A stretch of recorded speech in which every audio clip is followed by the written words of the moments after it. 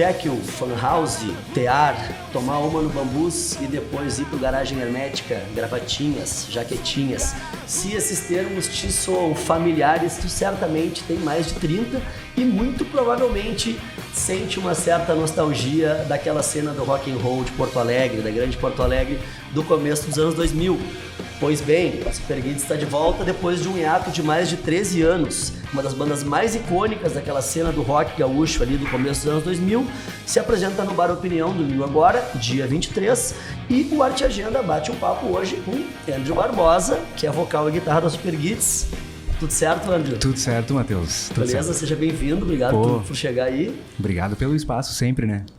Cara, e como é que tá sendo? Tá sendo porque já rolou um show, né? Como é que tá sendo revisitar essa obra que vocês construíram, produziram há 20 anos e também tocar de novo com os parceiros que há um tempão vocês não tocavam, né? Tá sendo massa, superando expectativas, assim. A gente tocou em São Paulo agora, semana passada, e botamos uma banquinha lá com vinil e mais uns merchan, camiseta, boné. Mas o mote da coisa é o vinil, né? Uhum. Que é o relançamento do nosso primeiro disco, lançado em 2005. Então tá fazendo 20 anos e agora esse formato em vinil prensado pela Balaclava Records de São Paulo. Certo. E o que mais tem? Tem esse show da Opinião, que eu quero que tu fale um pouco pra gente, o que vai rolar, o que o pessoal pode esperar, e o que mais tem previsto para esse retorno da banda? O show da Opinião, bem, vai ser com os nossos amigos do Stratopumas, né? Que também faziam parte dessa cena toda, da qual a gente faz parte. E, enfim, vamos lá disponibilizar o vinil pra galera comprar e além do show no Opinião, vai ter outras coisas durante o ano celebrando esses 20 anos, né? Assim, coisas no interior do Rio Grande do Sul, ali lá por maio talvez role alguma coisa, aí o pessoal vai ter que ficar ligado nas nossas redes ali para acompanhar, que a gente vai divulgando as datas, né? Certo. E... cara, a ideia de vocês é voltar para celebrar o disco, ou a banda está voltando, ou é a princípio um retorno pontual? A princípio é um retorno pontual, né? Porque, enfim, eu acho que quando a banda acabou, parece que ficou assim um sentimento assim de fechamento mesmo, né? Porque foi uma coisa meio inesperada, assim. Pois é, a banda tava num momento bem massa, assim, né? Tinha lançado o terceiro disco, tava tocando em vários lugares, tocando pelo Brasil, tava bombando legal de público, um público bem consolidado e tal, né? A gente tava numa transição ali que tava rolando, assim, festivais independentes pelo Brasil, mas não era um momento, assim, vou largar tudo da minha vida e vou viver de música. Não era isso ainda, né? E o nosso outro guitarrista, o Lucas, que por sinal ele não quis voltar, né? Ele falou, não, eu tô bem aqui, ele tá em outro momento da vida e tá tudo certo, né? Sem rusgas, sem brigas, tudo certo. Ele inclusive vai no show lá do Opinião lá, mas na época ele tava muito conflito com o curso superior dele, né? Que tava em vias de acabar e tal, e tava conflitando com os shows da banda. E aí com isso a gente decidiu terminar, né? Porque já que ele estava priorizando esses outros corres da vida dele, só que aí ficou aquele sentimento assim de, a gente não sabia que a gente ia terminar, né? Então Sim. Agora parece que nós estamos voltando para meio que dar um fechamento, assim, dizer um muito obrigado a essa galera que persistiu esses anos todos, né? Que volta e meia rolavam as campanhas na internet, assim, volta Super Guides. Nossa. E, nada mais justo do que dizer um obrigado a esse pessoal que persistiu até agora. Sim. Cara, e esse meio tempo, assim, por onde vocês andaram, enfim, que esses foram 13 anos mais ou menos, né, de ato da banda, assim, vocês tiveram outras bandas, vocês tocaram com outras galeras, ou foram se dedicar a outras coisas, assim, por onde vocês andaram? Sim, eu continuei na música. Eu encontrei um emprego de locutor publicitário e fazendo trilhas para publicidade, assim, jingle, esportes, para rádio, enfim. E continuei com os amigos sócios de produtora, fazendo som por aí, gravando coisa em estúdio. Então, de um jeito ou de outro, tô inserido na música esse tempo todo, né? Sim, tu seguiu nesse... Os som. Os meninos não. Os meninos, o Diogo e o Marco. O Diogo é cozinheiro, ele mora e trabalha na Serra, Caxias do Sul. O Marco também. O Marco seguiu a carreira da comunicação também, né? E, enfim, passou esse período todo trabalhando nesse ramo. E aí agora estamos aí de novo. Certo. Cara, pra gente dar uma ideia, assim, 20 anos atrás, assim, muita coisa mudou em 20 anos. Como é que era para uma banda independente, em 2005, gravar e lançar um disco? Enfim, o que era diferente, né, nesse sentido da indústria mesmo? Sim. E até porque, sei lá, quem é mais jovem, de repente está nos assistindo, está nos ouvindo, não tem uma ideia até de como é que era a relação com a internet, por exemplo. Os guides usavam muito coisa da internet, o que hoje é óbvio, todo mundo usa muito a internet. Sim. Mas enfim, como é que era gravar e lançar um disco independente em 2005? Era mais complicado, né? E com certeza antes de nós era ainda mais complicado, né? Mas assim, no 2005 a gente tinha o quê? Ele tinha o Orkut, que era bastante movimentado ali, as comunidades e tal. E esse disco... Super Guides, esse primeiro que nós estamos relançando em vinil, a gente gravou na casa de um amigo nosso, o Rafael Sonic, lá em Guaíba, né? E depois, assim, a gente fazia cópias artesanalmente com CDR e imprimia os encartes em impressora e recortava, era tudo artesanalzinho, assim. Sim. E... O diferencial foi que nós, assim, mandamos para alguns selos do Brasil, entre eles o Senhor F Discos, lá de Brasília, que daí o Fernando Rosa ouviu e quis topar essa parada, assim. Aí ele quis lançar valendo, como um disco independente nacional. Essa foi a grande sorte nossa. Sim. E depois como é que rolou os outros dois, assim? Daí era uma coisa um pouum menos artesanal, vamos dizer assim, já tinha dado uma engrenada mais... Isso, aí já tinha um trabalho gráfico de um outro pessoal e tal. Aí foi o segundo e o terceiro disco foram lançados pelo Senhor F Discos, né? Uhum. Depois em parceria com a Monstro Discos ali de Goiânia. E aí já foi um trabalhinho mais... profissional, vamos dizer assim. Sim. E esse lance do Sr. F, tem uma outra coisa que eu até estava comentando contigo antes, que é o lance do tributo que rolou, né? Porque dessa cena, assim, existia uma cena bem consolidada, que até gostaria que tu falasse um pouco depois pra gente, de bandas de rock, enfim, uma cena bem consolidada em Porto Alegre, na região metropolitana. Mas a Super Guides foi uma das bandas que conseguiu, vamos dizer assim, hoje a gente usa o furar a bolha, assim, né? E bem além disso, do território daqui e tal, tocar em outros lugares e de ter público em outros lugares, né?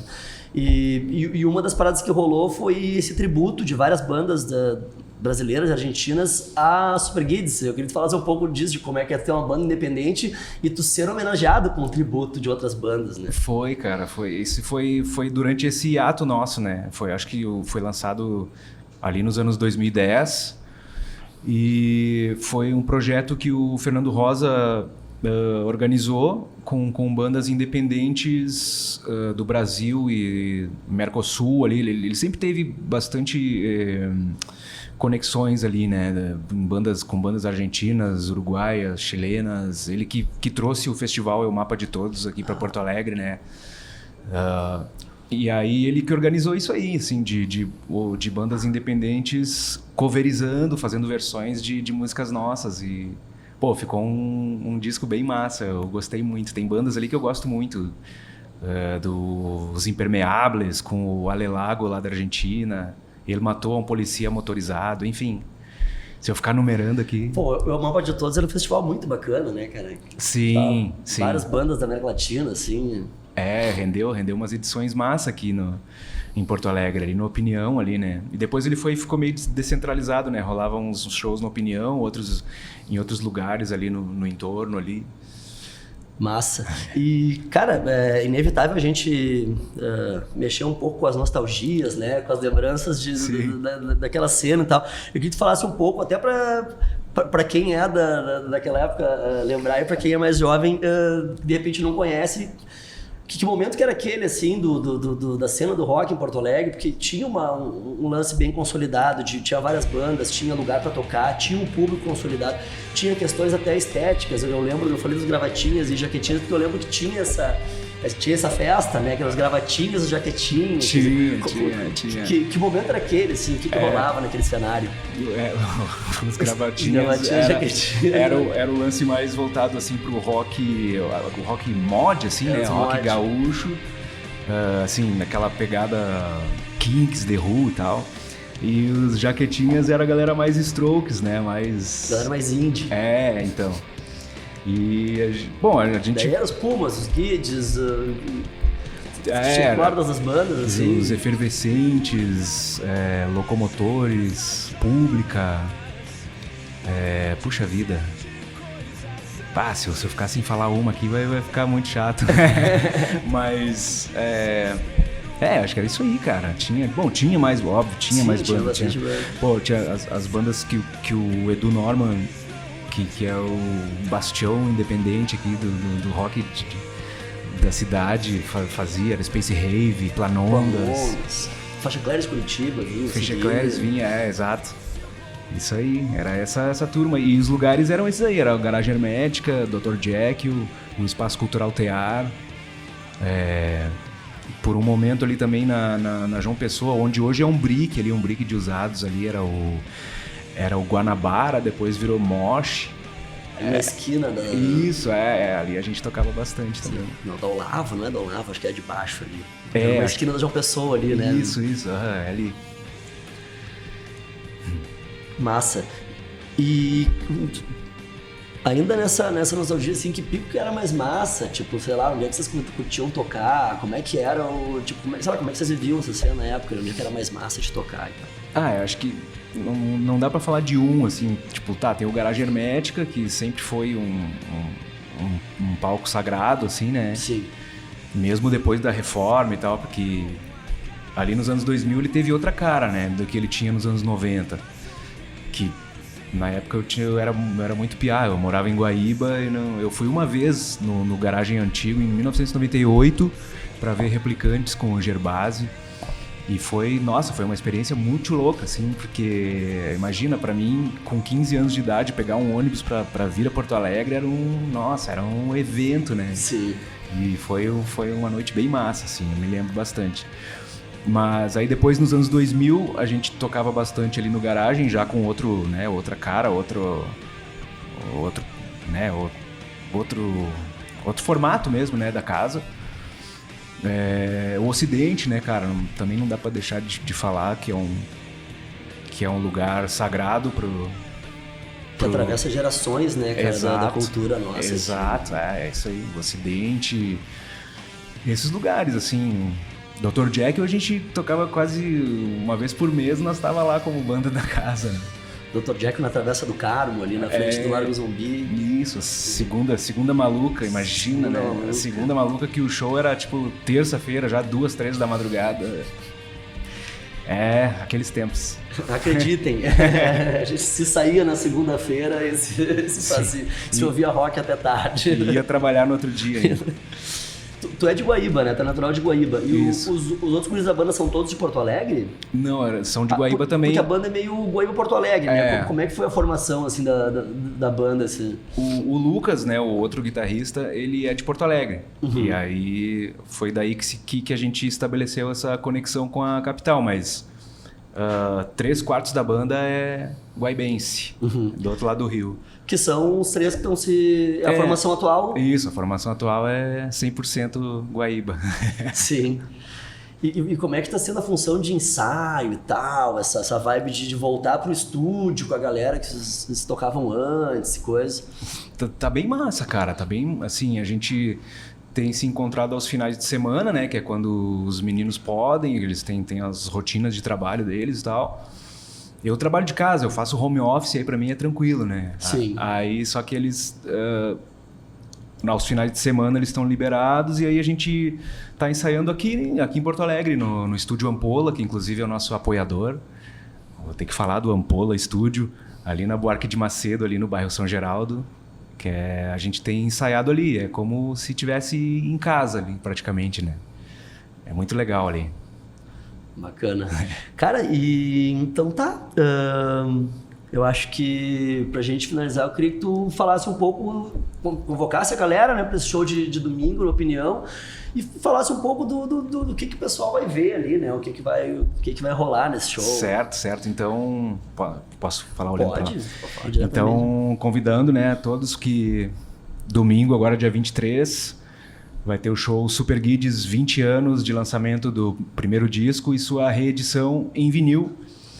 A casa abre às 19 horas, aí às 20 horas toca Stratopumas e ali por umas 21 a gente sobe para tocar. Vamos tocar todo o primeiro disco na íntegra. Tá, tirando uma música lá que era meio chatinha. Mas a gente vai tocar, eu vou tocar quase todo o primeiro disco. E aí depois, cara, vamos tocar quase todo o nosso trabalho, assim, são 3 discos, mais umas demo, tem uma cover. Vai ter bastante som lá pra galera curtir e cantar junto e ficar sem voz. Tá certo, então tá, Andrew. Agradeço a tua atenção aí, tua disponibilidade de vir aí conversar com a gente. Eu que agradeço, Matheus. Baita show pra quem for lá na Opinião Domingo. Isso aí, valeu, obrigadão. Valeu. Faça de conta